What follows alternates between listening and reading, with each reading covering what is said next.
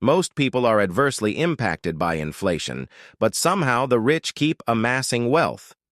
One gets the feeling that the monetary system is constituted in such a manner that it favors some individuals and complicates the lives of others.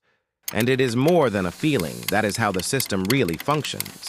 Instead of feeling discouraged, however, it is essential to know how this system operates in order to take advantage of it as well, even in case you didn't about it get born wealthy.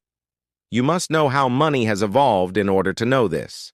The US dollar was removed off the gold standard in 1971. Physical gold had supported the money in your hand before that. Following that ruling, money was officially declared as fiat money. In other words, money is supported by the government but not by tangible property. This shift enabled the Federal Reserve to print more money without having to have more gold to back this up. Because of this, it increased money flowing in economy, leading to short-run growth and employment. But the bug side affected inflation, and in the long run, this has had massive effect on what you can actually purchase with your money. An example is that the average household income in the U.S. increased by about 700% between 1971 and 2021. It could be considered progress, but over the same period, the price of a new automobile had soared by an average of 840%. Home prices were up by an average of 1,200%, and the price of attending a public university had risen by 2,000%. What this implies is the fact that though individuals have been making more money on paper, their purchasing power has declined. Your savings account that used to buy you $100 a few decades ago now only buys you less than that. Investors, on the other hand, those who invest in assets such as stocks, had their wealth increased. An example is the S&P 500, which rose by more than 4,000% over the same period. This isn't a coincidence. Printing of new money will ultimately benefit the businesses and asset owners. At the same time, individuals that receive only wages and save the money in savings accounts lag behind. That is why it is so essential to know how to invest wisely, because it will enable you to insure yourself against this invisible taxation called inflation. It is not only the case in the past. Looking at the period between 2020 and 2025, it can be seen that the average household income improved by approximately 21%. At the same period, the official inflation rate stood at approximately 24%. That is to say, the gains of most people did not keep pace.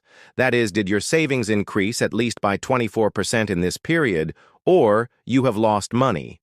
In the meantime, the S&P 500 increased approximately 90%, implying that those who invested in the market experienced tangible returns. So now you have three choices. You can shut your eyes and pretend that it does not matter anymore. You are able to grumble about the injustice of the system, and this does not do any good to the financial situation. Or you may know how to make the system work to your benefit and do something about it. The initial one is to cease to spend all of the dollars you get. Most individuals spend their income on their daily needs, and it is only when they have leftovers that they can think of saving or investing. Such an attitude ensures the life of economic stress. You must do things different in case you really want to become wealthy. Begin with getting your financial affairs in order. In case you owe a lot of credit card debt with a high interest, or you have no emergency savings, that should come before you start saving. Look to clear your bill and establish a simple emergency fund of several $1,000s. After that, you should work on securing your income and ensuring you are not squandering all you are getting in. Rich individuals invest their earnings on purchasing investments that generate additional earnings. They do not depend on the job or salary only. This is aimed at developing a portfolio of investments that can sustain your lifestyle. In that manner, even in case you lose your job, your money is still coming in. When you meet with an accident, your family has something to look forward to. It is concerning financial autonomy. To begin with, you should always transfer part of the income you receive and transfer it into assets. Imagine your cash as depreciable. Do not spend it on things that will not appreciate in value, such as costly clothes or machines.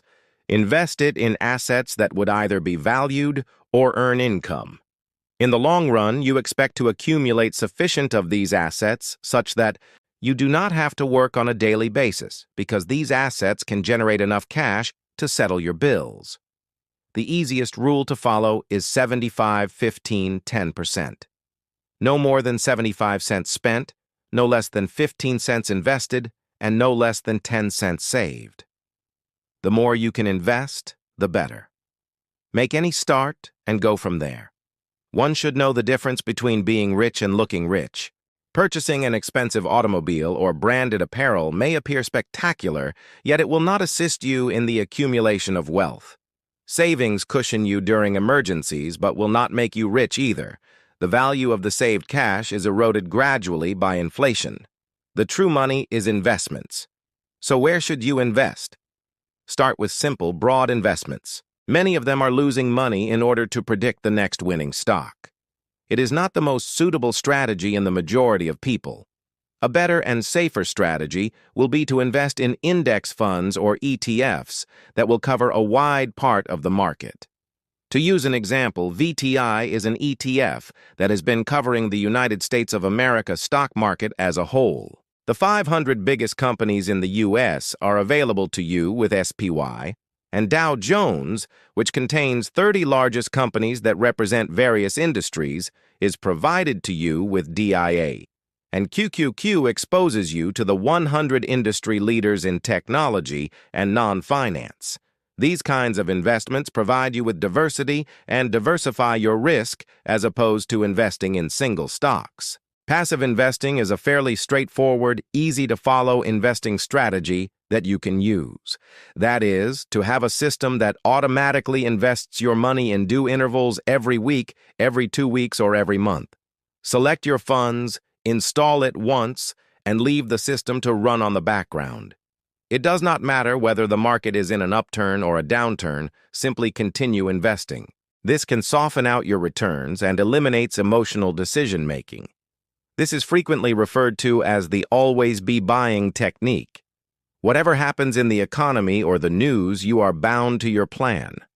When markets fall, you are buying at reduced prices.